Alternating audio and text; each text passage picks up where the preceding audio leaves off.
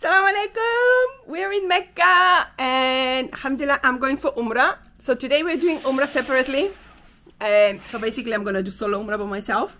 And I thought because I do have a video with solo Umrah that I did by myself, but a lot of sisters messaged and said what are the steps and things like that.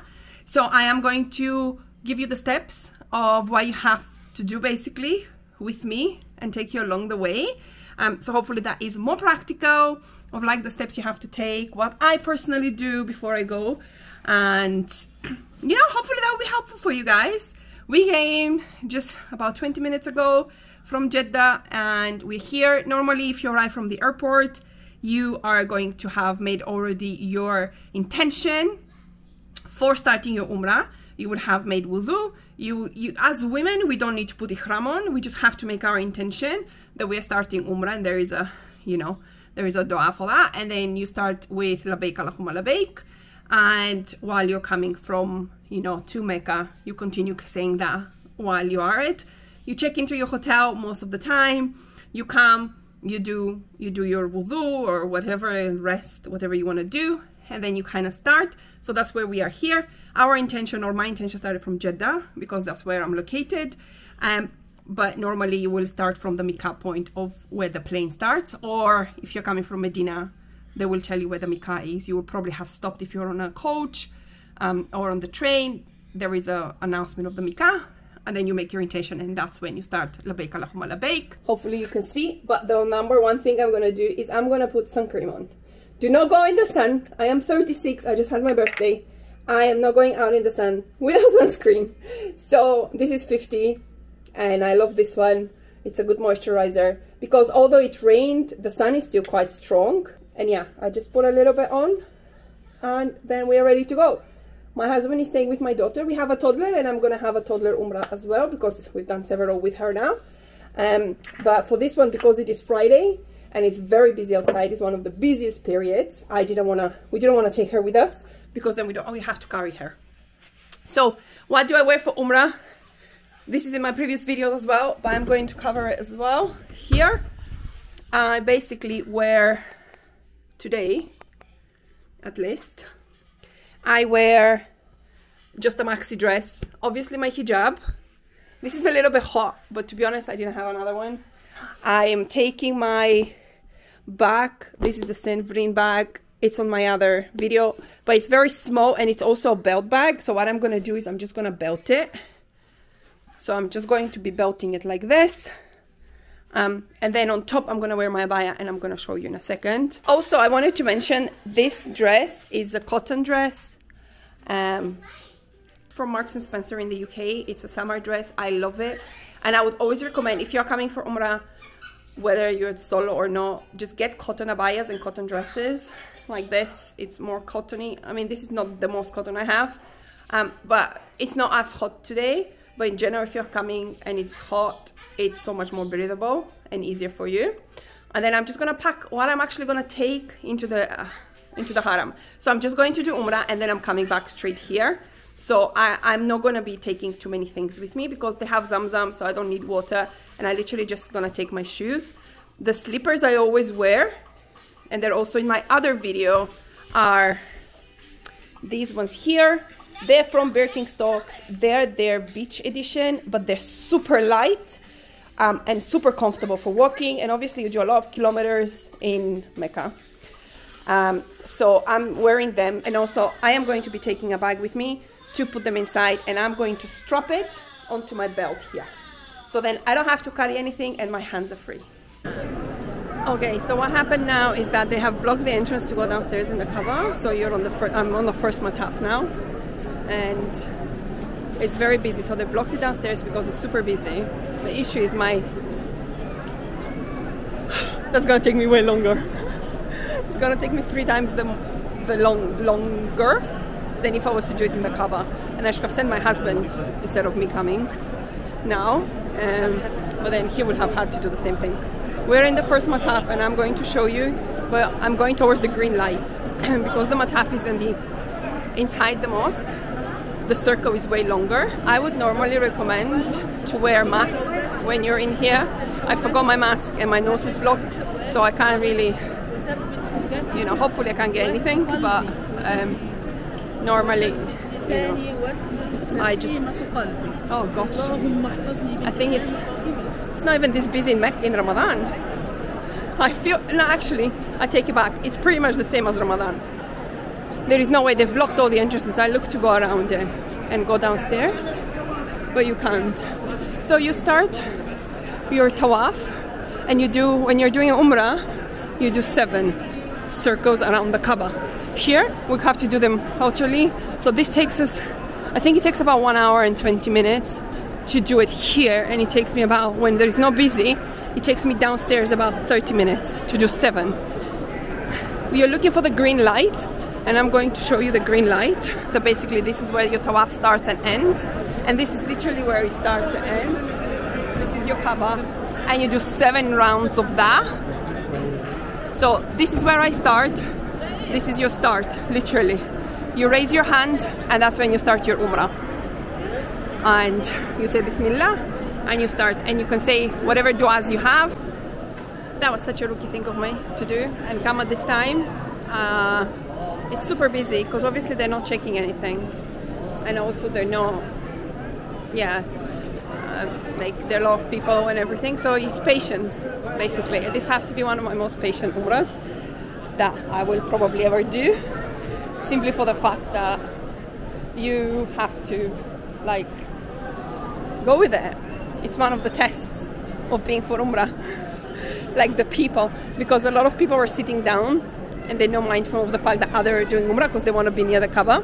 So it just, you know, it just takes less space for people to move, of those who are doing Tawaf. Yeah.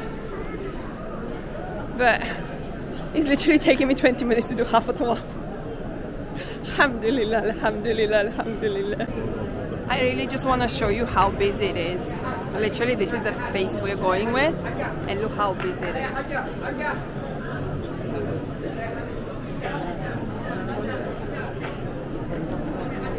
I stopped to drink some Zamzam because I was getting really hot. So this is where it's different. This is where it's different, and you have to, once you get close to it, you raise your hand and you say Rabbana atina fid dunya, and I'm gonna add the dua down, but you kind of repeat it on every circle, basically. And that is kind of your way of knowing that that's where it starts until you finish, until the green light is basically only one side of the Kaaba. And that is your 1 Tawaf done. Once you get to the green light, you start your 2nd Tawaf, and you do 7 of those, inshallah.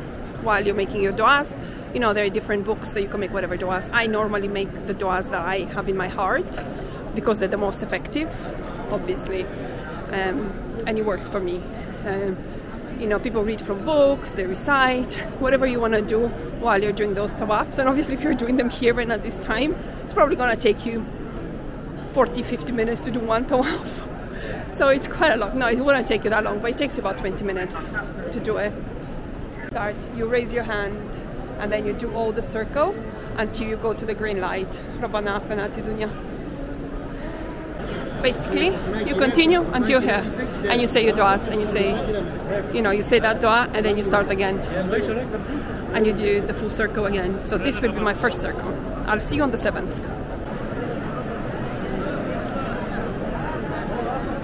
This is why it's like this, because people have just sat down, and there is nowhere for you to go. Quite literally, like, because they haven't started praying it, but they're still doing it. You basically just have to squeeze yourself through wherever you can. But I guess it's patience, isn't it? Sabr. That's what Umrah teaches you, sabr. I haven't even done half a tawaf yet. I would never normally do tawaf now, or Umrah, but subhanAllah, it is what it is. Like, it's pretty ridiculous. Subhanallah. Like, I just keep laughing because people are like pushing in, and it's like there is nowhere for you to go. Like, why are you pushing me in? Where would you go? Like, where do you want me to disappear? And there is nowhere to pray because it's busy. So let's see when they start praying in 5 minutes where I'm gonna go. I sat down and to wait for the prayer, inshallah, and see. Hopefully people will leave after. I was planning on doing that anyway, so I might just wait, make dua and just relax, because there's no hurry and there is no point agitating yourself and others. But obviously part of the whole Umrah is patience. You're invited, and I think that's the most important part to remember, that you are actually invited to Allah's house, and you know, you're his guest and you can stay as long as you want. So after the prayers, they open downstairs for people to exit, and obviously people can enter. So now I am sneaking to go downstairs because it's super busy, and if I am to do, because it's super busy, and if I am to do Umrah, it's taking me 2 hours to do 1.5 Tawaf. So I'm not gonna be able to ever finish. So now I'm gonna go downstairs and do it in the Kaaba area, which is still very busy, but at least it's gonna take me hopefully less time because it's a smaller circle to do, inshallah.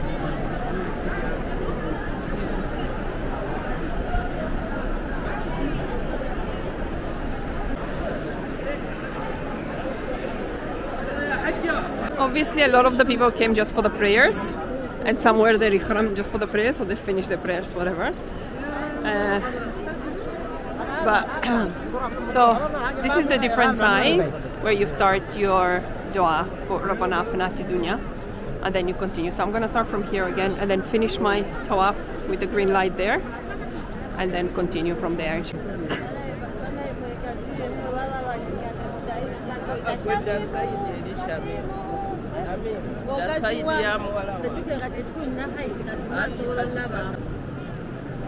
I just want to show you that here is the Kaaba, and then how much you cut the circle if you come downstairs, because this is the Mataf area where I was before, and then obviously I've cut it by like so much, because here it takes you almost like 5-10 minutes to do one Tawaf, where upstairs it takes you 20 minutes, 25. I mean, it took me an hour and something to do 1.5 Tawaf now. But in normal circumstances, it's not that busy. It doesn't take this long. 7 complete. And I'm going to go a little bit further down behind Maqam Ibrahim, so I can pray my 2 rakah that I have to pray. So basically once you finish from here and you finish your second Tawaf, you have to go behind the Maqam Ibrahim, which is there, and get out of here. And then there's some prayers options down there. There isn't the, you literally have to cut through people, like you have to push out and in, because otherwise you won't go anywhere. You're just gonna get swept with the flow of people. So you do have to push your way in and go where basically you want to go. You can just go and find somewhere to pray. Unfortunately, you have to go through people praying. But I like going further at the back, just because then people don't cross you and you have a little bit more time to enjoy it. And I'm literally, subhanAllah, I'm literally behind it, alhamdulillah. Like just behind it, and I'm just gonna find a space here and just pray.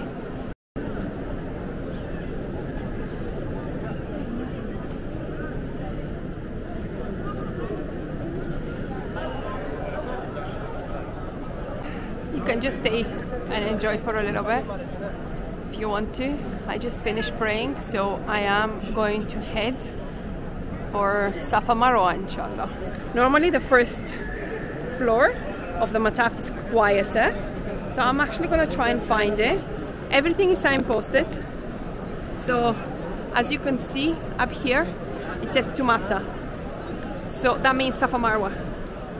Okay, ground floor, and then this is Tumasa.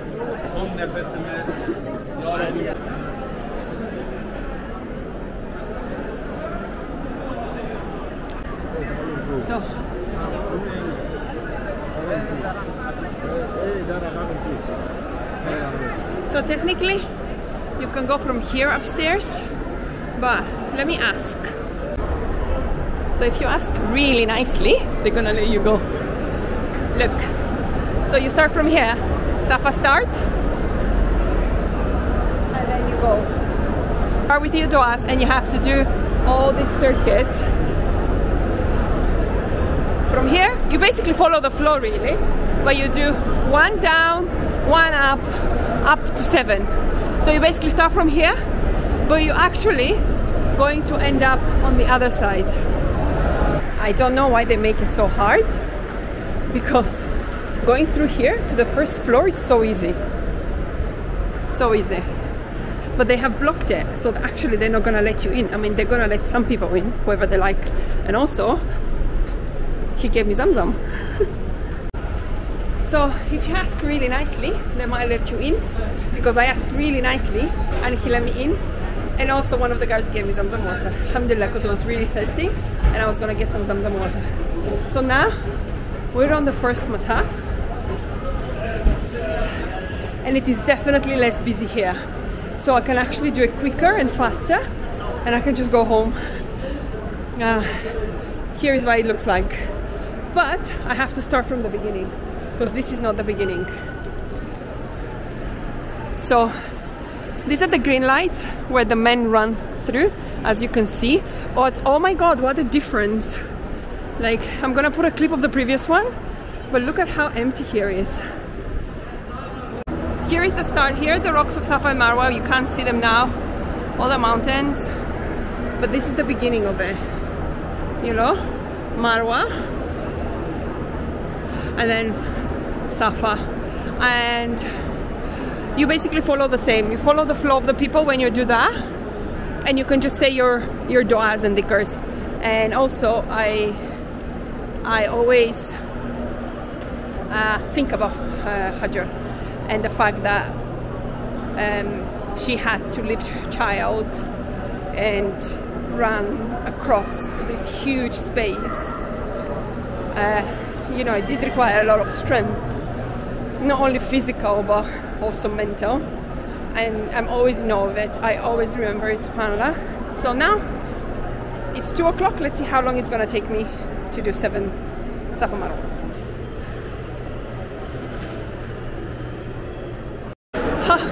Subhanallah, look at this.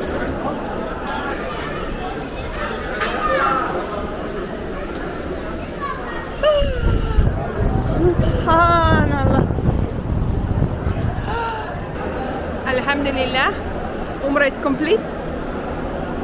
This was my 7th Safa Marwa. Each Safa Marwa takes about 5 minutes if you're walking slowly. It's getting busier now, and it's raining so badly. I'm gonna show you outside, subhanallah. I've never seen that before. I don't even know if I can go to the hotel. So now I'm going to go and go back, so I can actually exit from the Haram area, because now we're kind of like at the back of the mosque. But obviously my hotel is in Jabal Omar, so I need to walk another one. So I'm gonna walk an 8th to go back, so then I can exit. I have made dua, and inshallah keep me in your duas if this video is beneficial for you. But this is Umrah. Now I have to go in the hotel. I forgot my scissors when I left, because I was trying to avoid the prayer time, which obviously, as you know, we didn't. But I am going to go and cut a very small piece of my hair, and then it will be Umrah Mubarak for me. So technically I'm still in Ihram, because obviously I need to cut my hair, because that's the last part of it. But this is Umrah for women. Not that difficult, not that complicated, alhamdulillah. Tiring. So this is the longest Umrah I have ever done, because I came at 11 o'clock. Yeah, 10:40 I left the hotel room, so 11 o'clock I entered probably the mosque, and it is 2:30 now, so it's taking me about 3.5 hours. Normally it takes me about an hour and a half, 2 hours, but obviously it's super busy, that's why. So alhamdulillah, if you like this video, you know, please subscribe to the channel, download the guides that I have below, subscribe to muslimtravelgirl.com for more information about Umrah and halal travel and travel tips and destinations and loyalty points and how to do Umrah on a budget. Make sure you check out my DIY Umrah book, which is you can find on my website and on DIYumrah.com. It is a book that helps you to actually come for Umrah for less money by losing loyalty points and how you can actually do that. It works the best for Europe and America and Canada and Australia, I think, countries like that. Subhanallah, look at the rain! Oh my god, let me show you! Oh.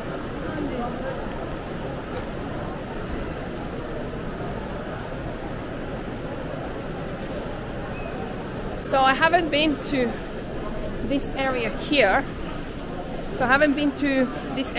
Before. So now I have to find, where am I going? It says worshipper exit. So normally it's a cut-through point here, so you can just exit. But honestly, just ask around, ask the guards, ask the cleaners. They know the best. And that's the second floor. Let me see why this one comes, because I think this one is the exit to the hotel. Alhamdulillah, I found gate 79 stairs to go down. So 2 floors down and we are out, but it's still raining. That means I'm getting soaked if I want to go to the hotel. This is gonna be fun. SubhanAllah. Not that I'm afraid of rain, but ooh, okay.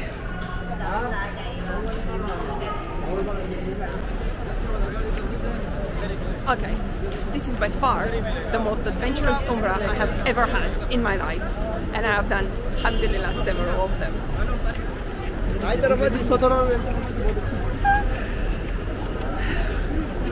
Okay then, this is definitely going to the cleaners. I made it back to the hotel though, alhamdulillah. This is something.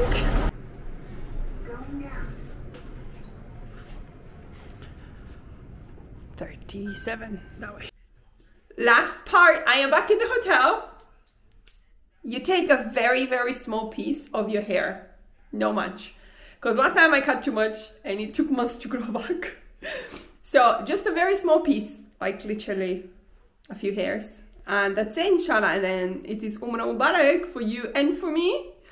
And as I said, if you like this video, please subscribe, like the channel, download the guides, join the newsletter, you know, and check DIYumrah.com for the DIY Umrah book that can save you thousands, literally, not only for Umrah, but for every other trip you're going. So from me, I am going to eat the burger that my husband actually ordered for me. This is what it should be every time I finish Umrah.